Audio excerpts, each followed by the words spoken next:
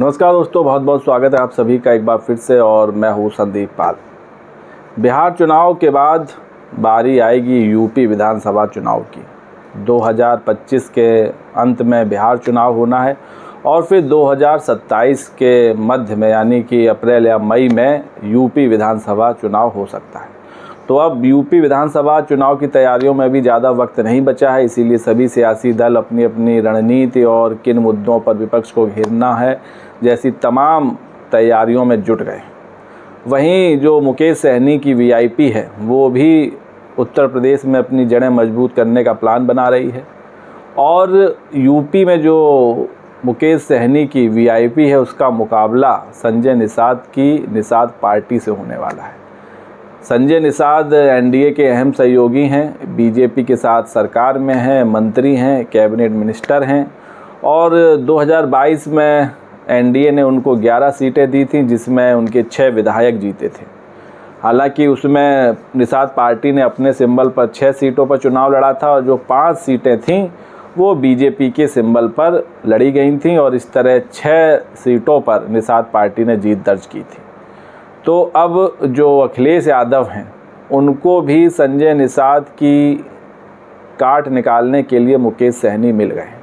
और बताया जा रहा है कि चुनाव से पहले या हो सकता है जब ये बिहार चुनाव ख़त्म हो जाएंगे और जब मुकेश सहनी बिहार चुनाव से फुर्सत पा लेंगे उसके बाद उनका अगला स्टेप यूपी विधानसभा चुनाव होगा। और कहा जा रहा है कि ऐसी खबरें हैं कि चुनाव से पहले इंडिया अलायंस के साथ मुकेश सहनी चले जाएंगे, यानी कि अखिलेश यादव के साथ चले जाएंगे,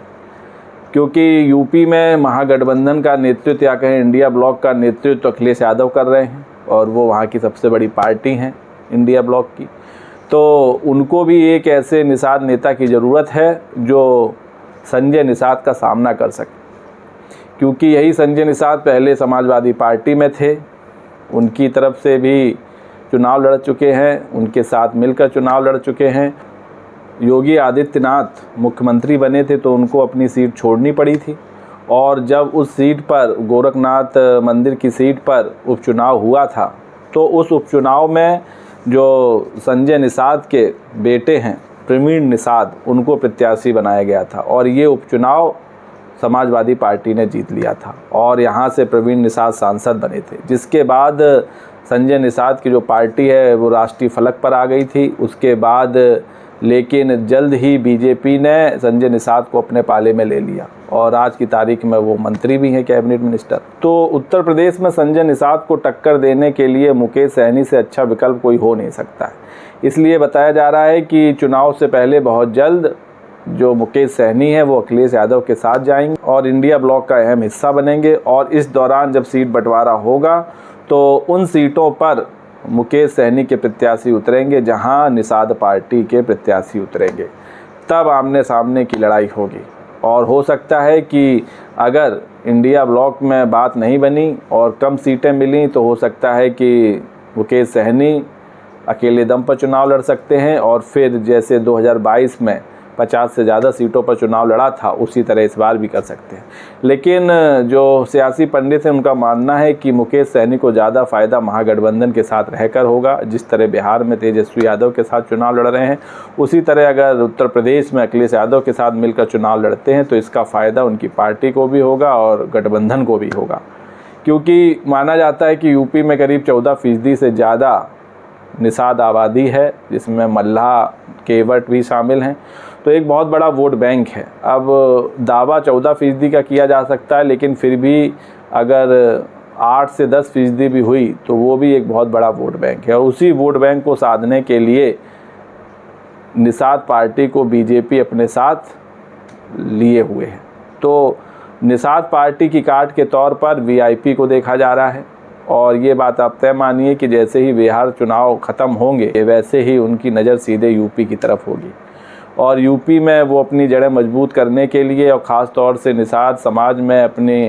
ताकत बढ़ाने के लिए चुनावी रैलियां और समारोह और सम्मेलन शुरू हो जाएंगे और इस पर नज़र अखिलेश यादव की भी है,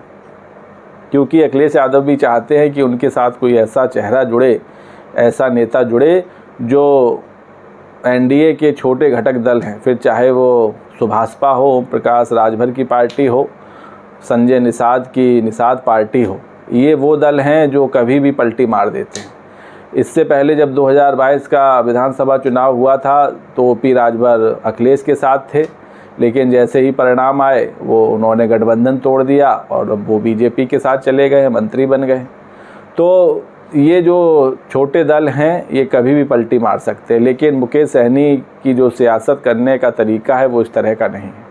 वो या तो अपने दम पर चुनाव लड़ते हैं या फिर एक गठबंधन के साथ जाते हैं। अभी बमुश्किल मुकेश सहनी की पार्टी का गठन 2018 में हुआ था और अभी बमुश्किल 7 साल हुए हैं, लेकिन इस बीच उनकी पार्टी ने जो जनाधार हासिल किया है और जिस तरह बिहार में उनकी पार्टी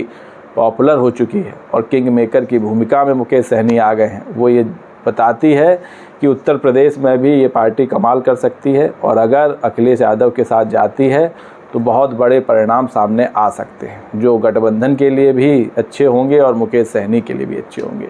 क्योंकि अगर यूपी में मुकेश सहनी 10 से 12 विधायक भी जीत जाते हैं तो भी बड़ी बात होगी और यूपी की सियासत में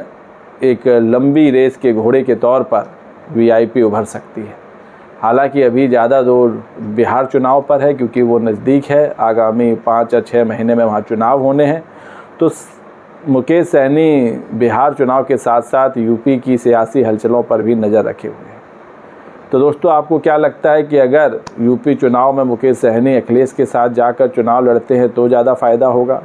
या अकेले दम पर चुनाव लड़ते हैं तो ज़्यादा फ़ायदा होगा? और क्या संजय निषाद की निषाद पार्टी को वीआईपी टक्कर दे सकती है? और क्या यूपी में भी गठबंधन के लिए एक बड़ी भूमिका अदा कर सकती है? अपनी राय कमेंट्स करके दीजिए। वीडियो पसंद आया हो तो चैनल को लाइक शेयर सब्सक्राइब करना ना भूलें। तब तक के लिए नमस्कार।